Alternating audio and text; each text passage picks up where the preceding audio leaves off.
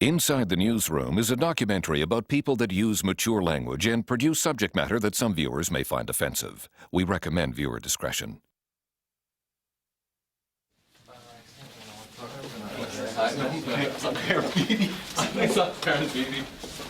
Why are you wearing your parka? It was cold earlier, so I put it on. Well, this is great news for me. Oh, okay. Okay. Change there. This is how we walk to the set? But is it funny? No, it happens a lot.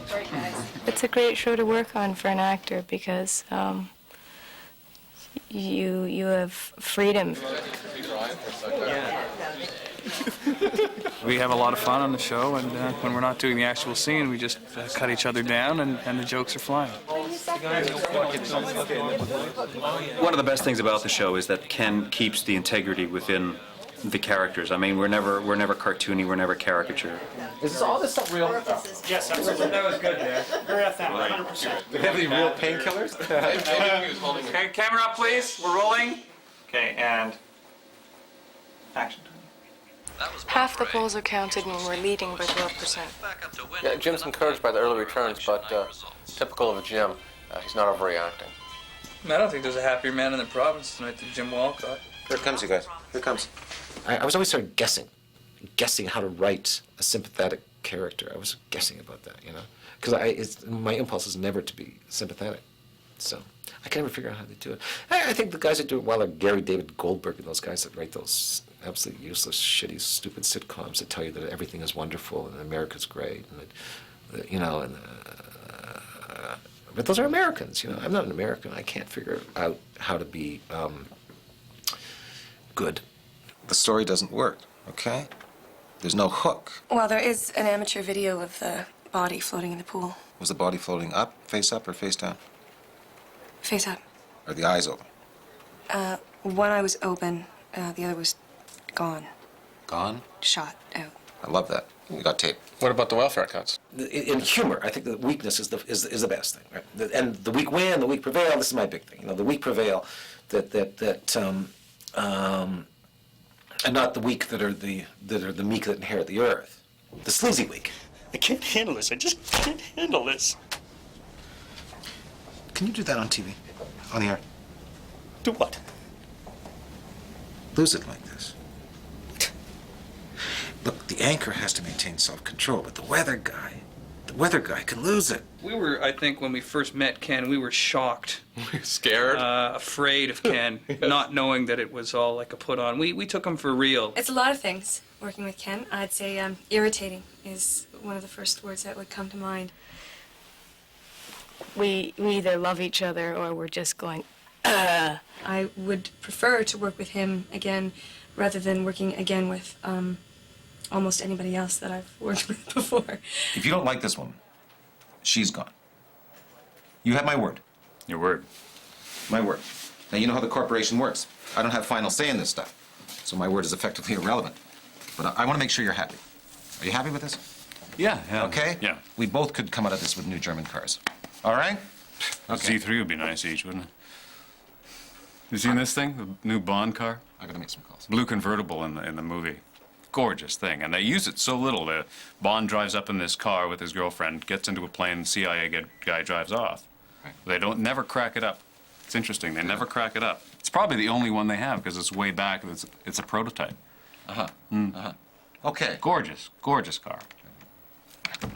When we're not doing the show, if I talk to Ken, it's almost like Jim talking to George rather than, you know, anything else. And because of that, I sometimes feel a little awkward talking to him because it seems, because what we both do is exactly ourselves. Well, I lower my voice a little. How much of George is in Ken and how much of Ken do you think is in George? I think the two are intertwined. I think George is actually a nicer guy than Ken. He is. In reality, Ken. I think George has a few redeeming qualities, and Ken... George is a self-obsessed asshole. And, no, I don't think there's any similarities at all. I think that George isn't really conscious of a lot of the more despicable aspects of his personality. Ken is acutely conscious of those things.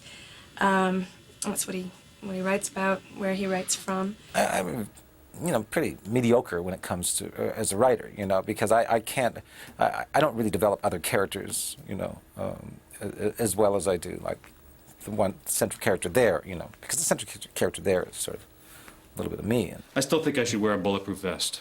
A bulletproof vest is not going to protect you from a headshot. I'm not going to nickel and dime my anchor, over his life. But the fact is that vests are expensive, and I just don't know that I can justify it. These are all ideas that go through your head. What you do is when you write it, you simply don't behave like that because I'm a social person and I consider myself to be, rather, decent and civilized, and so you just don't behave like that. Only assholes behave like that. So I figure, but the ideas still go through your head, so you just don't edit yourself. So it's the id. It's the id, not the ego. It's the id, not the ego. Yeah, makeup museum. Yeah. The id is the id. That's not mine. I didn't coin that. The id is the id. That was something else. And frame. Action. Jim Walcott, Liberal candidate. He's been on TV, he's famous, and now he is a politician. Maybe you could discuss some of your views on No. gun control. What can you tell us about that? Keep rolling. No, don't cut. It's all about timing. This whole thing to be chop, cut, timing. As soon as he says the lines are open, go ahead. You go to him. Right, yeah. And then you're back to him. Yeah. So the joke, you gotta make the joke work. Yeah, great. Okay? It's on you, Joe. That's all my fault. No pressure. A woman, a wasp from the beaches, and I asked her to make the joke work. But of course. Okay, here we go. That's good, Joan. Very good. We're here with Jim Walcott, the Liberal candidate. You know the number, 555-9191. Have the line, I'd like to see those lines light up. Let's see those lines light up. Just say that one time, and then we can go back to the phone. You got to insert the phone, right, John? Yeah. Okay, let's see those lines light up. Okay, let's see those lines light up. Pause. Let's see any line. Okay, and then, sort of as a joke, and I know what reaction I can play from him. Okay, here we go. And when I say sort of as a joke, it's your joke, the announcer's joke. Okay, here we go. I think I was what they would have called now hyperactive when I was a little kid. I used to be on a lot. I was one of those kids that was on when I was in my teens. I was always on. And possibly it was painful for people. He's certainly manic. I mean, he has to have a lot of things going on at once. I mean, he's the kind of guy that if you come up and you say, "Oh, hi Ken, how you doing?" and well, ask me, like, How are you doing? yeah, fine. And he's off doing something else. Until you get used to it, it's a bit like this. I found myself spinning for the first few days. I thought, trying to follow this thing. Maybe it's chaotic if you're not used to it. You have to have a certain type of personality, maybe, that things don't bother you and you're very flexible and you can really change easily. And luckily I can do that. So I just find it fun. Here we go. Okay, here we go, guys. We're rolling. Yep. And action.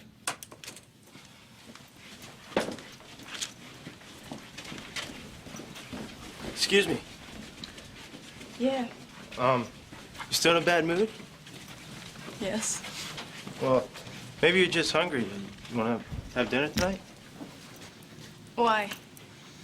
Well, you're about the only girl I've met up here in Toronto who doesn't care who I am. I'd like to find out why. All right, good. Okay. Great. Okay, guys, that's lunch. Thank you. And that's lunch. Back at 2 o'clock. Thank you very much. Thank you. No, forget it. No, thank you. It's funny that we're always eating in the show, and now the behind-the-scenes show, we're eating. Okay. I want to be shot when I'm eating. You guys want to be shot when you're eating either, right? No, we want you shot. Okay. They've talked a bit about your directing. Why don't you talk a bit about their acting? I think they're fantastic actors.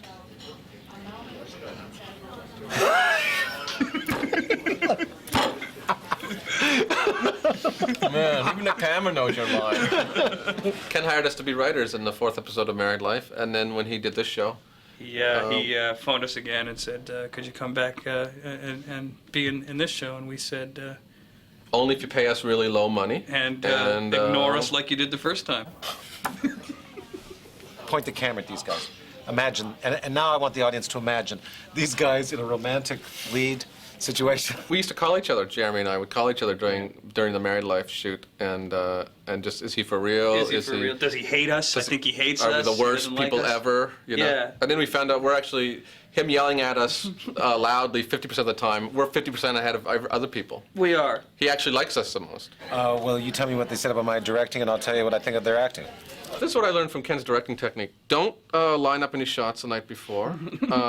Wait till they've lit to change the shot. Don't give direction to the actors. That's Ken. So I'm ready now. I want to direct.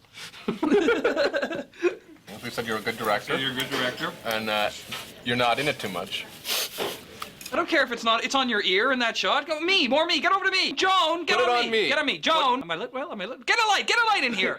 You got that wrong, because we said Ken's in the show a lot because he's got control. It's his show. That's right. Well, It's a very small circle. Generally, when you're making television shows, there are many more voices in the wilderness, and everyone wants to go in different directions. Ken wears so many hats. Like he's in front of the camera, behind the camera. You know, he's got his hand in everywhere, right? You know, he got this deal, and he was able to, whatever, from Married Life or whatever, leverage it. So, I mean, you know, I think everyone strives for control, you know, I mean, and then he got it all, so I can understand why he does that much. As soon as they wanted to do something, either to make a note on the script or to look at the dailies, I would just say, I'm going to quit. And that's all I really wanted to do. I really wanted to quit. I really don't like to work. And I was in this perfect state of mind to be powerful. I was always kind of arrogant. You know, but I was arrogant in Winnipeg. You know, it's a big difference between being arrogant in Winnipeg, being arrogant, you know, sitting, you know, in Hollywood. You know. What was your experience like on the airplane too? It was so horrible an experience. It was so. I'd quit everything in my life up until that point. I went to law school. I quit after a year. I went to graduate school. Yeah, come on in. Ready, sir. Okay, one sec. Went to graduate school in the University of Pennsylvania. I quit after a semester. I went to architecture school twice. I quit both times. I quit everything. I absolutely quit everything. And here I was in the middle of something that I really wanted to quit, and I couldn't quit. I couldn't quit because I had a contract. I was like, had Jeff Katzenberg every morning beating me up at Paramount on the script, 7 o'clock in the morning, beating me up, and I was depressed, and I had no idea what it was, and I thought it was, and then I was amazed by the amount of pressure that was on me over something that was so completely trite. But what was so exciting was the deal. See, this is it. The deal is the most exciting thing. So I said to this writer from the Winnipeg paper, he said, what's it like to shoot a picture on Paramount? And I said, the deal is like the orgasm, and the rest of the pictures are like trying to get the woman out of the apartment when you're finished. That's how I felt. Well, let's see what you think, Ken. Yeah.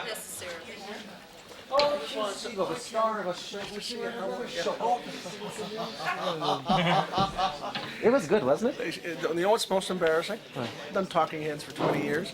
No one says hello. I did your show for 47 seconds. They stopped me on buses. Did they stop you? Did they stop you? Did they stop you? Yeah. The script line is, you know, it's a terrible, sick thing, and it's the most sickest thing I've ever seen. I guess you wouldn't allow me to say it's a terrible thing. I've seen some strange things, and even accepting the party he's running for, it's a very strange thing for them.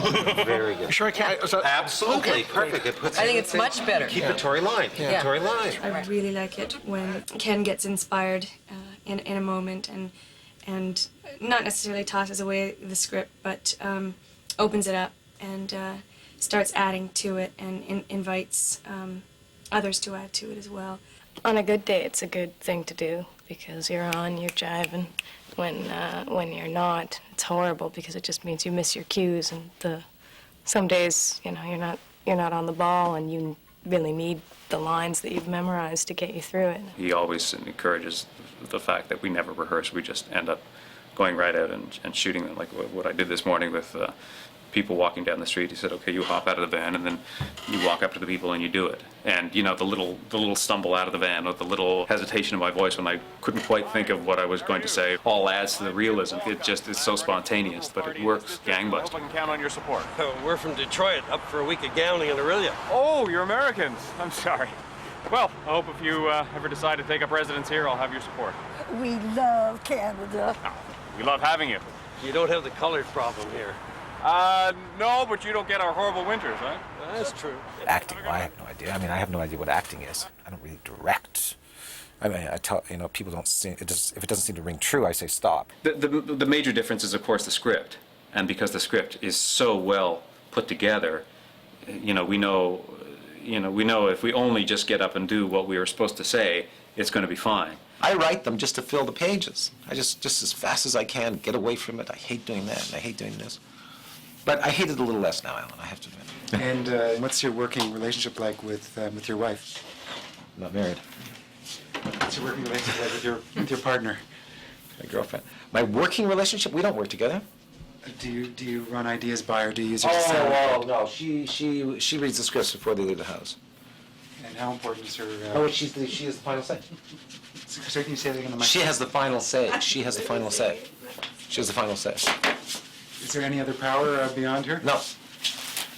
No, she has the final say. But she just says it real quick. She reads them real fast, and she's distracted, and she skips, and she doesn't read stage directions because she thinks that's boring. She only reads the dialogue, so lots of scenes she doesn't understand what's going on. But she reads them real fast, and then she says, "This is good. This is good. This is bad. This is bad. Cut this out. Do this. Do that." And then she says, "I gotta go." And I go, wait a second, but you said, she said, "I gotta go." And that's how it works. She's very fast. What about the critics who say the show is a lot like the Larry Sanders Show? Really, I never heard that. I never heard that. I never heard that. No. I try to be like the writers on Larry Sanders, and I know you try to be like Hank, and Ken tries to be like Gary Shandling. That's all we do, really. I can't believe the press hasn't picked up on that. It's a total ripoff, isn't it? We're a total ripoff of the Larry Sanders Show, and we know it. Remember when we were at Ken's house and we were watching him and we were writing him, okay, change your name. Oh, Janine Garofalo, we'll call her Audrey. Remember we did that? That's right. Remember that? It took that was fun. And Ken kept going, oh, we should just pitch it and see if they buy it. And we were like, oh, they never buy it. Ah, ha, ha. And then, you know. Come on. Let's get over it. Okay, I will have the donuts with the semen inside. Ken gets the giggles and he goes off on one of his crazy jokes, something about the war. He talks about World War II and the Germans a lot, and that kills him. It was the soup at Auschwitz was bad. This is the sequel to Shoah we're doing right now. As Mussolini said, don't cross the axis. What did Dr. Mengele say? What did Hitler say? I'm giving him all Holocaust stuff. He's not going to be able to use anything. He'll use it all. It's the ultimate pie in the face, right? You know, the Holocaust is the. I mean, if you want to think, you know, in terms of dark humor, the Holocaust is it's a big pie.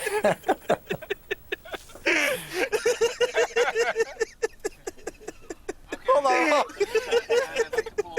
There is nothing better than laughs where you are absolutely, completely out of control.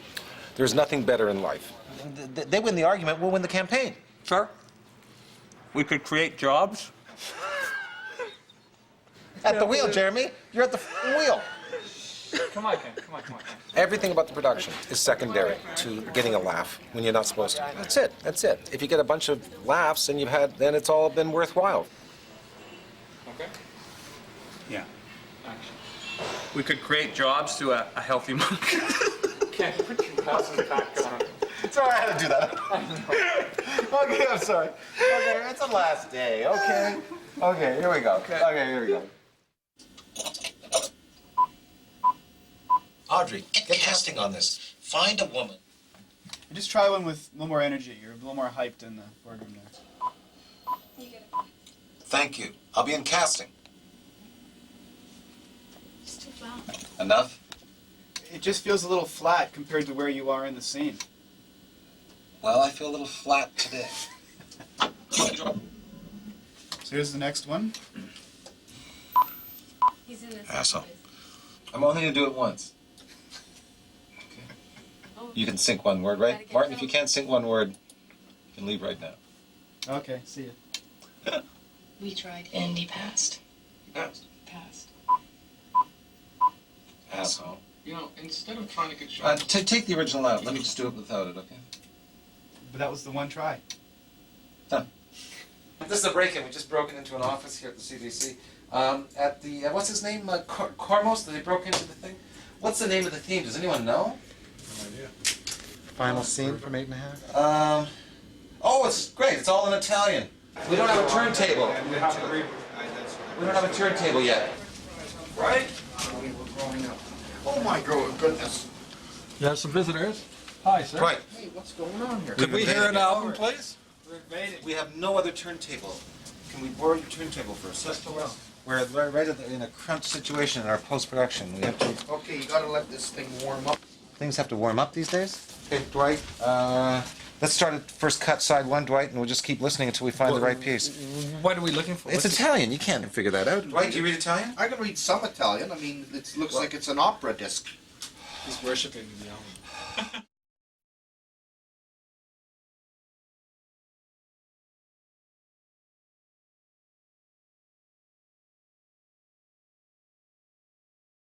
You may see this and say, well, he's that guy, you know, he's this person. He turned out this thing and he turned out this thing, and you just sort of the image is that this is a person who will then continue to go on and will turn out the next thing and the next thing after.